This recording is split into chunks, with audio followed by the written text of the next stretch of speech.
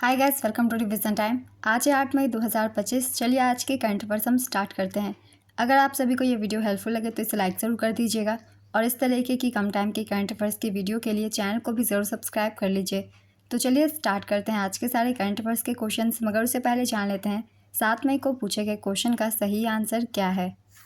World economic outlook report किसके द्वारा जारी की जाती है?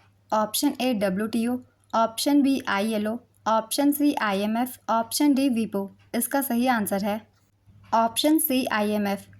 World economic outlook report IMF के द्वारा जारी की जाती है। चलिए आज के सारे करंट अफेयर्स के क्वेश्चन अब हम स्टार्ट करते हैं।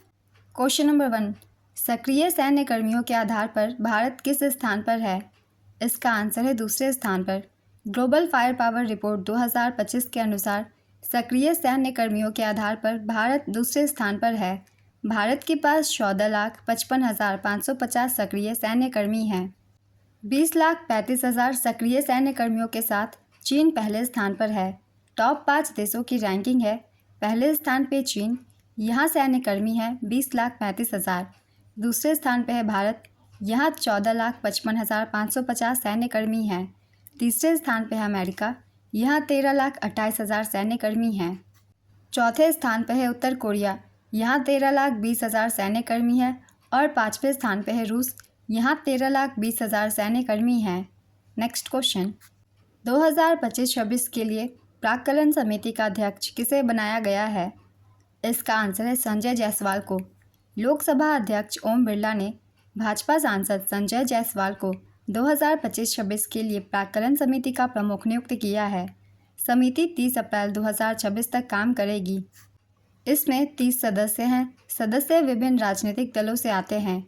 इनमें Bhajpa, Congress, Samajwadi party, TMC, DMK और शिवसेना शामिल है। भाजपा सांसद बैजयंत पांडा को सार्वजनिक उपक्रमों की समिति का नेतृत्व करने के लिए चुना गया है। उनका कार्यकाल भी 2025-26 की अवधि को कवर करेगा। इस समिति में 22 सदस्य हैं। इनमें से 15 लोकसभा से हैं, 7 राज्यसभा से हैं। नेक्स्ट क्वेश्चन, हाल ही में एंथनी अल्बनीज़ को किस देश के प्रधानमंत्री के रूप में दोबारा चुना गया? इसका आंसर है ऑस्ट्रेलिया। एंथनी अल्बनीज़ लगातार दूसरी बार ऑस्ट्रेलिया के प्रधानमंत्री के लिए चुने गए। एंथनी अल्बनीज़ ने हाल ही में ऑस्ट्रेलिया में हुए चुनाव में प्रचंड जीत हासिल की है। एंथनी अल्बनीज़ पिछले 21 सालों में लगातार दूसरी बार प्रधानमंत्री बनने वाले ऑस्ट्रेलिया के पहले नेता हैं। ऑस्ट्रेलिया की राजधानी है कैनबरा। यहाँ की मुद्रा है Australian dollar. Next question, Singapore के आम चुनाव में जीत के बाद दोबारा प्रधानमंत्री कौन बने? इसका आंसर है लॉरेंस वोंग। सिंगापुर के आम चुनाव में जीत के बाद लॉरेंस वोंग दोबारा प्रधानमंत्री बने। प्रधानमंत्री लॉरेंस वोंग की पीपुल्स एक्शन पार्टी ने सिंगापुर के आम चुनाव में 97 संसदीय सीटों में से 87 सीटें हासिल कर भारी जीत दर्ज की है।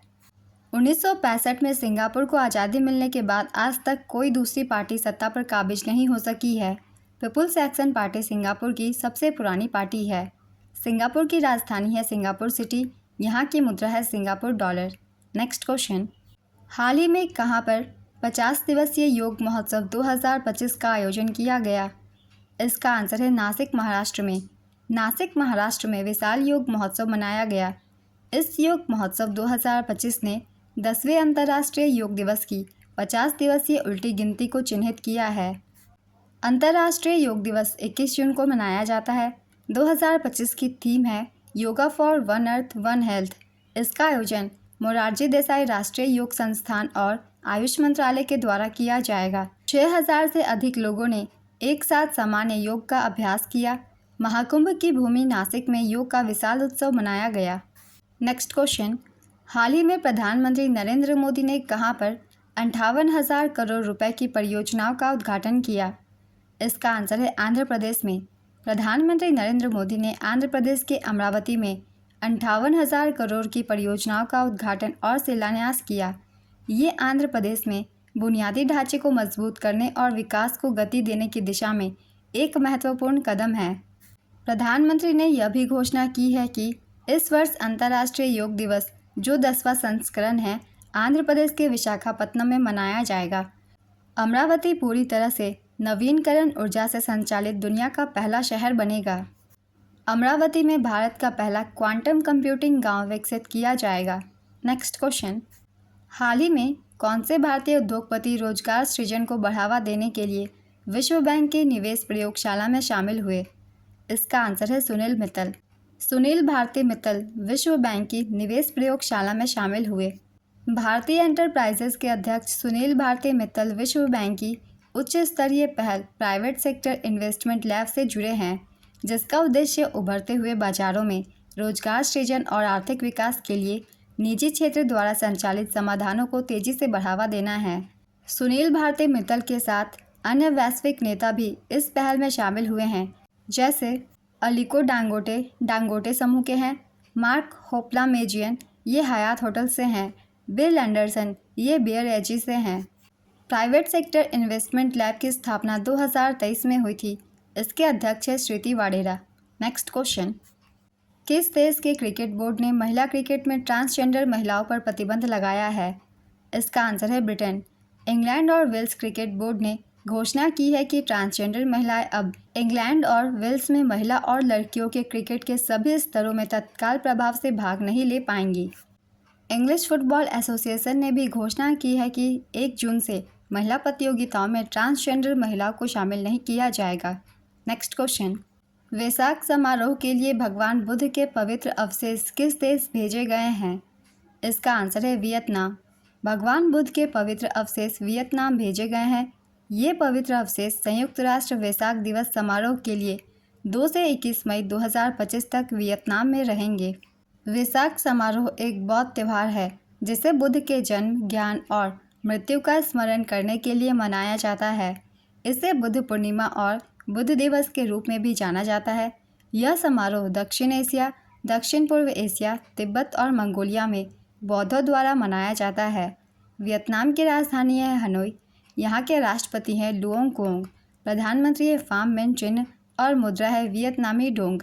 नेक्स्ट क्वेश्चन, भारत का प्रथम एआई आधारित real time one alert system launch करने वाला पहला राज्य कौन सा बना? इसका आंसर है मध्य प्रदेश। मध्य प्रदेश ने भारत की पहली एआई संचालित रियल टाइम वन चेतावनी प्रणाली शुरू की है।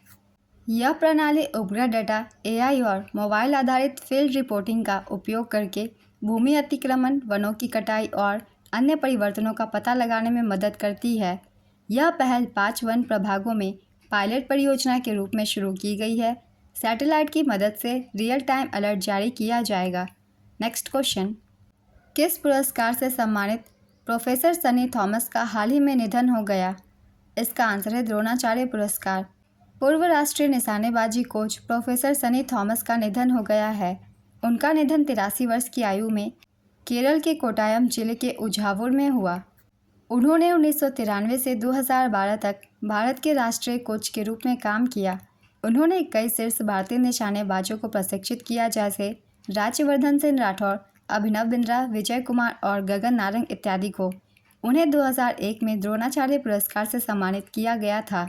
नेक्स्ट क्वेश्चन, लक्कुंडी स्मारक किस राज्य में स्थित है जिसे यूनेस्को की अंतरिम सूची में शामिल करने का प्रस्ताव रखा गया है? इसका आंसर है कर्नाटक। कर्नाटक सरकार ने लक्कुंडी स्मारकों और चालुक्यकालीन मंदिरों को यूनेस्को की अस्थायी सूची में शामिल कराने हेतु प्रस्ताव तैयार किया है। ये मंदिर गडक जिला कर्नाटक में स्थित है। इसका निर्माण 10वीं से 12वीं शताब्दी के बीच कल्याण चालुक्य वंश के शासक के द्वारा की गई थी। यह मंदिर चालुक्य युग की स्थापत्य तकनीकों और सांस्कृतिक उत्कर्ष के अद्वितीय उदाहरण है। नेक्स्ट क्वेश्चन, विश्व के पहले ऊर्जा संचरण उद्यान का उद्घाटन किस राज्य में किया गया है? इसका आंसर है तेलंगाना। तेलंगाना के राज्यपाल जिष्णुदेव वर्मा ने हैदराबाद के कान्हा शांति वनम में दुनिया के पहले ऊर्जा संचरण उद्यान बाबूजी वनम का उद्घाटन किया है।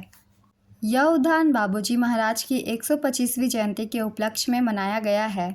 इसे औषधीय वृक्षों और पर्यावरण के अनुकूल अवसंरचना के साथ आध्यात्मिक शांति को बढ़ाने के लिए डिज़ाइन किया गया है। नेक्स्ट क्वेश्चन, भारत में किस स्थान पर देश की तीसरी मिसाइल परीक्षण रेंज स्थापित की जा रही है? इसका आंसर है नाग्यालंका, आंध्र प्रदेश। प्रधानमंत्री नरेंद्र मोदी ने आंध्र प्रदेश के नाग्यालंका में रक्षा अनुसंधान एवं विकास संगठन के नए मिसाइल परीक्षण रेंज की आधारशिला रखी है। इसकी लागत करीब 1460 करोड़ रुपए है। भारत के पास ओडिशा के तट के पास चांदीपुर और व्हीलर द्वीप पर 2 मिसाइल परीक्षण रेंज है। डीआरडीओ का पूरा नाम है defence research and development organisation. इसकी स्थापना 1958 में की गई थी। इसका मुख्यालय नई दिल्ली में है और वर्तमान अध्यक्ष है डॉक्टर समीर वी कामत। आज के सारे करंट अफेयर्स के क्वेश्चंस कंप्लीट होते हैं। चलिए अब आज का क्वेश्चन देखते हैं क्या है। संजय जायसवाल को किसका अध्यक्ष नियुक्त किया गया है? Option A Lok Sabha, option B NITI Aayog, option C प्राक्कलन समिति, ऑप्शन डी लोक लेखा समिति। अपना आंसर गेस कीजिए या फिर कमेंट बॉक्स में दीजिए। अगर आप सभी को ये वीडियो हेल्पफुल लग रही है तो वीडियो को लाइक ज़रूर कर दीजिएगा और इस तरीके की कम टाइम के करंट अफेयर्स की वीडियो के लिए चैनल को भी ज़रूर सब्सक्राइब कर लीजिए। फिर मिलते हैं अगली वीडियो के साथ। आप सभी को थैंक यू।